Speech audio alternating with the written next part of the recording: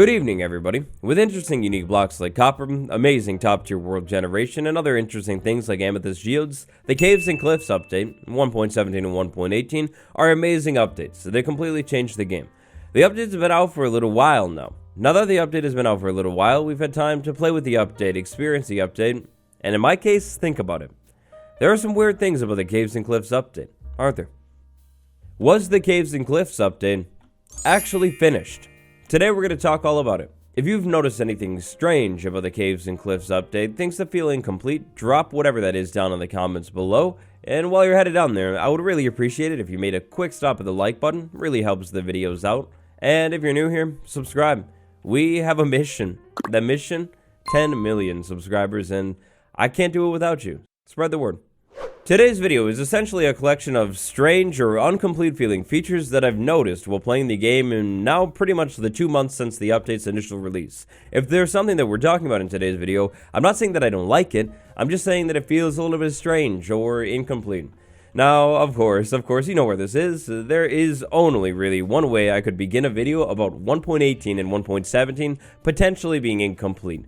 The azalea tree. The azalea tree, this shining, glimmering bundle of bushes up on top of this hill. Is it really done? The azalea tree was a brand new type of tree added to the game in the Caves and Cliffs update. As you would expect with this new type of tree, it comes with a brand new leaf type, and wait for it, actually 2 brand new leaf types. This is the only tree type in the entire game to have not 1, but actually 2 unique types of leaves, and they're actually really cool too. The developers did a great job with it.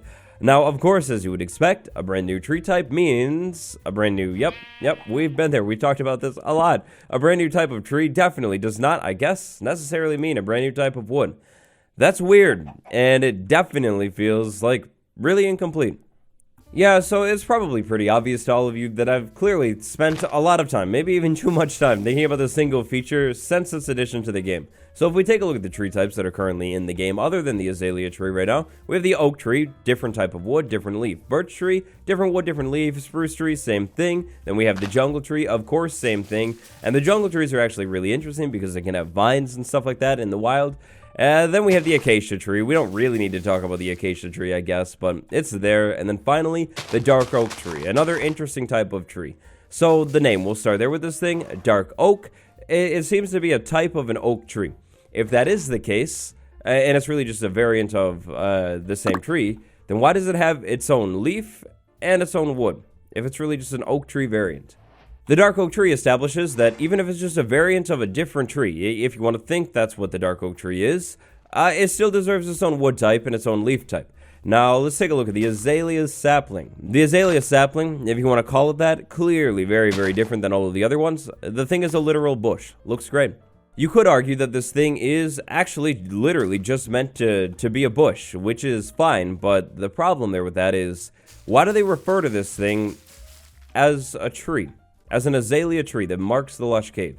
It's a different type of tree. For every single other type of tree in the game, I guess other than maybe the swamp version of the oak tree, there's a unique leaf and a unique wood type. If the azalea tree was really just always meant to be an oak tree all along, well, why wouldn't the developers have actually just done that? You know, take the oak tree, maybe add 1 new type of leaf, an oak leaf with some pink flowers on it to distinguish it and make it a little bit different, and then boom, there you go, a fully complete feature. Would be a whole lot easier than 2 different tree types, and probably a bit easier than adding a brand new plant or 2 of them that have tree growing mechanics. These plants could still be in the game, they just wouldn't grow up. So the azalea tree, for me, this thing breaks my heart. This is like maybe the most incomplete feeling feature out of all of the Caves and Cliffs features. If you didn't get the concept of the video today, that's basically it. Things in the Caves and Cliffs update that feel a little bit strange. Moving on to the next one. If you've played the game at all since its full combined release, then you know the Caves and Cliffs update changed a lot about the game. I mean, the entire overworld is completely different looking, and the sights are like amazing. Honestly, I don't think I'm ever going to get used to these sights. Like, no joke, I create a world, start working on a video, or I'm just in my survival world and looking around in the mountains, like that thing over there, amazing. It doesn't even feel real still, just insane. The sights are so good. And of course, under the ground too, the new caves, they're exciting, they're brand new again, fresh feeling, really great. Essentially, what the Caves and Cliffs update did is revamp the entire overworld, making it almost like a brand new dimension. One thing, however, about the overworld is still exactly the same, always has been, the Stronghold. The Stronghold is, of course, how you enter the end and finish the game, if you want to call it that. The Stronghold was changed a little bit in 1.18, in kind of a strange way. Big part about 1.18 is making the underground a little bit bigger for the big caves, of course. Move bedrock down, problem solved. When they moved bedrock down, they also adjusted where certain structures or things under the ground can generate. For example, geodes, they generate below Y30 now, and only below Y30 or right around there. Strongholds can also generate under the ground all the way down to the bottom of the world. That's fine and all, that's cool, but take a look at what the Stronghold is made out of. So the Stronghold is entirely made out of stone bricks. Stone generates in all of the caves above Y0. If a Stronghold generates in the higher caves, like it did here, it fits in. It makes perfect sense. It actually matches with the stone type. Doesn't stand out and look really, really strange or anything like that. It matches. Take a Stronghold and generate it in the caves to get a little bit deeper, though, like with deep slate all over the place. And first off, if it tries to generate in a gigantic cavern like this one here, you get weird things like that. Just globs of deep slate all over the place. But then potentially, you also end up with strange things like this. You have a Stronghold that generates and then random deep slate wall. In the grand scheme of things, I guess it's fine. Like, it works. It's really just a wall, and that's where the Stronghold ends anyways. But I don't think it's weird. This is the stone brick block family, plus a little bit more. It's actually being floated up by endstone and blackstone in here, and the infested blocks to make it look bigger than it actually is. The stone brick block family really consists of 4 separate blocks, slabs, staircases, and walls. It's really not that big. However, with just these blocks, it is definitely enough blocks to make up an entire Stronghold. Essentially, when it comes to the creation of the Stronghold, that's it. Other than some other blocks like stone slabs here and there, but that's basically it. 1.17 amazingly added to deep slate. Of course, how could we forget? The deep slate block family is absolutely massive. If we go ahead and just count out all of these ores right there, they don't really count anyways, we still have so many blocks. Easily enough blocks to make deeper Strongholds entirely out of deep slate. Like, I mean, literally, you could just come in here and interchange these things like that. Pretty easy. Of course, there's no mossy deep slate, so that's the greatest tragedy of all time. But we do have cracked deep slate bricks, so that kind of works. And then maybe what we could do is just add in, like, cobbled deep slate or something like that in place of the mossy. Or really, just forget about the mossy. Who cares about it anyways? I feel terrible saying that, but forget about the mossy. Just replace it all with deep slate bricks and cracked deep slate bricks. But wait, there's more. So polished stone, I mean, it kind of exists in a way. This is very similar to the polished texture, but it's technically smooth stone. But polished deep slate, oh boy, let me tell you about polished deep slate. Polished deep slate actually exists. If we were going to have Strongholds that generate deep down and are entirely made out of deep slate, you could actually have these things entirely made out of deep slate. All of the stone that generates inside of these things, replace it with polished deep slate, fits in perfectly, doesn't really change much at all. The doors, they can stay iron, they match with the deep slate pretty nicely, and the bars, they can stay iron too. Again, they match with the deep slate. Off the top of my head, the only things that we would be missing currently to be able to pull this off entirely would be mossy deep slate and deep slate buttons. Those are the only things holding us back. If you wanted to say that the Stronghold should be left alone, though, because it is its own structure, I could kind of get it. Like, I guess it kind of makes sense. The Stronghold is its own thing. Maybe somebody built it out of stone. They just like stone. How about the dungeon? Dungeons generate most commonly now below Y0. Below Y0, 0 stone exists, like, basically. Cobblestone? Absolutely not. However, in the dungeon's case, absolutely yes. Dungeons generate with cobblestone and mossy cobblestone, even if they generate, like, at Y, -40. They stand out so much, and it really drives me crazy. There's one right there. There's another one right over here. Compared to all of the deep slate around it, it's so bright and stands out. This one completely blows my mind. Like, why is this actually a thing? If you find one of these things while caving in 1.18, like, it stands out. It really, really stands out. There is cobbled deep slate in the game, too. Like, why would the walls just not get replaced with cobbled deep slate? Now, the problem comes in on the floor, again, with the mossy thing. Mossy deep slate would have been absolutely amazing, but it's not a thing, so I don't really know what they would do with the floor here. Maybe it's just all deep slate, kind of boring, but at least it blends in a little bit more. This is so random. Complete and total survival immersion right here. Look at this. I'm in survival mode, wandering around in the caves, and it's so dark. Whoa, I'm deep down. Wait, is that... Oh, could it be what I think it is? Yeah, my point here is... look at how good this thing blends in. Like, it actually blends in. Matches the vibe and the tone of these whole caves. The cobblestone completely ruins it. When this is cobblestone right here, I feel many things. Most of those things being bad things, like sadness and despair. Some of those other things being just things that aren't necessarily good, but also not bad. like confusion. Why is this cobblestone down here? How did the cobblestone get down here? What's going on with this thing? Why is it not cobbled deep slate? I mean, it's literally in the game. I guess maybe it really just comes down to time constraints here, but 1.18 really would have been the perfect time to update dungeons, especially if they're most common below Y0, where all of the deep slate is. The dungeons up high, they could stay the same. The dungeons down low, literally just replace the cobblestone with something else and the mossy cobblestone with something else. That's enough under the ground for now though, let's actually move on to above the ground. The 1.14 update took a lot of time to put a lot of attention to detail into villages and villagers. In the 1.14 update, Village and Pillage, everything villager was revamped and improved like a million times. Post 1.14, pre 1.18, the villagers, they were essentially in their glory days. They were happy, thriving, successful, everything great about them. Post 1.18, they're a lot more confused. So, let's start here. Here we have a taiga village, we have taiga villagers. The village is unique, the villager's outfit is unique. It's pretty cool. If we move the villagers over into a different biome, like let's say, I don't know, the dark oak forest, where a village doesn't actually exist, villagers are going to default to plains biome outfits, just like their base outfit. Next up, plains biome, plains villager, plains village. They're all unique. Savanna biomes come with unique savanna villages that have orange all over the place, and of course, savanna villagers. The space formerly known as the snowy tundra, now currently known as the snowy plains biome, also has unique villagers and unique villages. These outfits are really clean too. Basically, the rule here is if the biome has a village like the savanna biome, then the villagers inside of that biome have a unique outfit too. The village is unique, the outfits are unique. There are two biomes in the game that behave a little bit differently. We have the swamp biome that has unique swamp outfits that are absolutely amazing, but currently no village. And then we have the crazy, chaotic jungle biome. Honestly, with how busy this place is, I can totally understand why there aren't any villages here. However, unique outfits. A really good outfit too. Look at that outfit, that's so cool looking. Unique outfits, but no village here. Different biomes have different villages. It seems like that was one of the big points of 1.14. That brings us to 1.18, the meadow biome.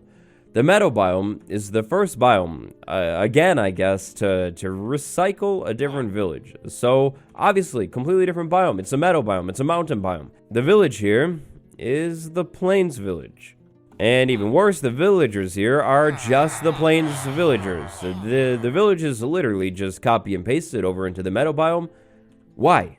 Like why at all? If there's a village in a different biome, following the game's own rules set in 1.14, there should be unique structures and unique outfits. If not, then the village doesn't exist in that biome. If there's a plains villager in, say, like the birch forest biome, well, that's because there's no village in the birch forest biome. There's a village in the meadow, it's the plains, the villager, yep, you see the problem. It feels just completely unfinished. I mean, maybe I'm missing something here, but if this was going to end up being the end goal, then why even bother with villages inside of a mountain biome? Like, yes, it would have been really cool to see, but if this is how it is, and it definitely is, I really am in 1.18 right now, this just adds more things to the to-do list of things that need to be fixed in the game. While we're talking about things that took place in 1.14, 1.14 definitely added the stonecutter, and I think it was the 1.14 update that expanded slabs and stairs and walls to even more blocks. So the granite block right here, a hard block with a hardness value, very important. The stone block right here, we have slab stairs, you can see. Cobblestone right there, of course, that's always kind of been a thing. And then even a type of stone that you find in the nether, quartz, has slabs and stairs. And you can find them all inside of the stonecutter. That's pretty nice. Now you're going to have to take my word for this on this one. I couldn't find the source anywhere, but at some point, I believe one of the developers stated that the hardness value basically determines if a block gets slab and staircase variants. If the block is hard enough to basically be cut into a slab, then you can cut it into a slab, or a stair, or in some cases a wall. It's a pretty logical mechanic and a good way to explain why certain things have walls and other things don't.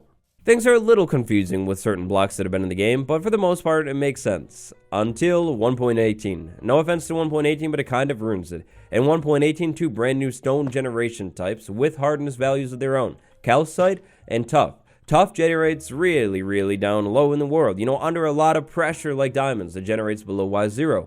Calcite, on the other hand, generates in geodes and up at the top of the world, in mountains. They're both the new stone types with different hardness values. Okay, so over on the Minecraft wiki, to look at the hardness values of these things, the tough block right here, according to the wiki, has a hardness value of 1.5. The calcite block, on the other hand, is a lot less hard, with a hardness value of 0.75. For reference here, just in case you're curious, here we have stone, the marvelous basic stone, hardness value 1.5. Here we have cobblestone. It's great. It's cobblestone, hardness value of 2. And then, just for the sake of this example, we'll also take a look at quartz, a very easy block to mine. The hardness value is 0.8, so only a little bit more than calcite. So at least in the case of the tough block, it's a hard block. There are blocks that are less hard than it that have slab and stair variants. Calcite, maybe that's a little bit different, so tough. Now that's the logical way to explain this thing, basically saying here that tough should at least have a stair and a slab version, maybe calcite too if the devs are feeling extra generous. If we want to just talk about my feelings and how I feel for a second, I really feel that the tough is a huge missed opportunity and calcite even more gigantic missed opportunity. Imagine having a slab and a stair version of a white stone block like this, maybe even a wall too. Like, this is so good for building. Having those other options there too make it way, way better. Now, sure, I guess we have a lot of, like, gray slabs and stairs, but still, like, being consistent with that whole hardness thing definitely should have it here, instead of just being, like, a random block that generates in the world. Now, random blocks that generate in the world, they don't have really much more to them. That's fine. I mean, it's fine. It definitely works, but that whole hardness thing, I don't know, it's just kind of strange. And then also, if you want to compare this stuff to other stones that generate under the ground, like granite and andesite, I mean, these things have stairs and slabs and walls, so why not this? It doesn't necessarily need to have a polished version too, but like, it just feels so unfinished. So there are those two things. Ever since they were added to the game, they just felt so unfinished to me. But then there's also basalt. In 1.17, smooth basalt was added to the game for the amethyst geodes, which is kind of random because this stuff is originally from the nether, but that's fine, we'll look past it. But now we have smooth basalt, we have normal basalt, we have polished basalt. I don't really know if these things should have like a staircase and a slab version, but if you want to talk about consistency, like maybe that should be a thing. Maybe even just for the smooth one. Like, you've hardened it in a furnace, made it smooth. Why not cut it into a slab and a stair at that point? I don't know. Figured I would just throw it in here. So this next one is a little bit of a quicker one because unfortunately all the time features are shown off on Minecraft Live and then they're changed by the time they actually make it into the game. Happened with the copper texture, happens all the time. Spore blossom. When the spore blossom was initially shown off in Minecraft Live, concept art, check this thing out. So, the spore blossom is really cool. It gives off particles into the air. I love it. Taking a look at the concept art for this thing, though, apparently at some point, the developers had an idea to have the spore blossom, like, actually close, too. Imagine that, a spore blossom that actually opens and closes. When it closes, the particles stop. When it opens up, they start again. Maybe even there's a way to control it, like redstone, so you could turn particles on and off in an area. It would be so cool, and it would be so useful for building, too. It's just really, really interesting, and unfortunately didn't really make the cut. Now, it's a small one, and I don't know if I really want to call the spore blossom, like, unfinished or what. Could have just been a scrapped idea, but I figured I would mention it here because the potential that it had could have been so good. Now, real quick, before we get into the final one, which I feel is a really, really big one, I can't make a Caves and Cliffs video about it not being finished without mentioning the things that were canceled, pushed back, delayed, you know, things like that. Like the goat horn, the bundle, the deep dark and the warden, all of the things like that. Of course, they are a thing. Archaeology as well, how could I forget? Yeah, those are a thing too, which kind of point towards the Caves and Cliffs update. Obviously not exactly being initially what it was planned to be, but sometimes plans change. At some point, for most of the things that I just listed off, the developers stated that they were pushed back or that they'll come to the game later on. Today's video is focused on things that the developers haven't really exactly mentioned. I feel ungrateful. I just want to say again one more time that the Caves and Cliffs update is a great update. Really thankful for all of the work that the developers put in. Must have been really difficult. It's really cool. Does a lot of big things. I love the update. So, thing number one that I think is really weird now that I've been thinking about the Caves and Cliffs update a bit. The Caves and Cliffs mountains. They're amazing. They're really cool. A couple years ago when there was the fan vote for the biomes, I didn't think the developers would actually update the mountains in the way that they have. Completely amazing, just breathtaking. They're perfect. These new mountains are a singular biome on the surface of the overworld. There are so many other biomes on the surface of the overworld. It's a big space, you know. Now, these new mountains are made up into like 6 different biomes. Frozen peaks, snowy slopes, you know, things like that. Now, how about the underground? A huge part of the 1.18 update was the underground. You know, revamping the thing, making it bigger, filled out, everything like that. Under the ground, what can we find here in terms of biomes? It's an equally big space, so there must be an equally big amount of biomes, right? Or at least close? No, not close at all. oh, there are actually less biomes under the entire underground than there are in a single, basically, biome, the mountains. Huh. Yep, so at this point, I've realized that I've fully been playing this game and thinking about this game and the most recent update, like, way too much. But think about the underground. It's the equal size of the surface of the overworld, or, like, approximately so, right? The underground exists everywhere, and there are 2 biomes, a grand total of 2 biomes in the entire underground. Was that really always the plan for the Caves and Cliffs update? I mean, I guess maybe you could say the Caves and Cliffs update was kind of like a setup update for the underground. You know, revamp the shapes of the caves, come back later, paint new biomes on top of those shapes. Maybe that's the plan, or something like that. But a grand total of 2 biomes under the ground. Meanwhile, the mountains have 6 biomes? This point kind of explains itself here. I think it's kind of weird that the mountains have 6 biomes and the entire underground has literally 2 biomes and that's it. Like, not even a third one or something like that. Yeah, maybe one day, hopefully one day, they'll come back and put even more biomes in the caves under the ground, because right now what we have, it's really, really good. Imagine being able to find even more biomes like the lush caves that they did such a good job with under the ground. It would be sweet. So, that's it. What do you think about the Caves and Cliffs update, or the things that we talked about today?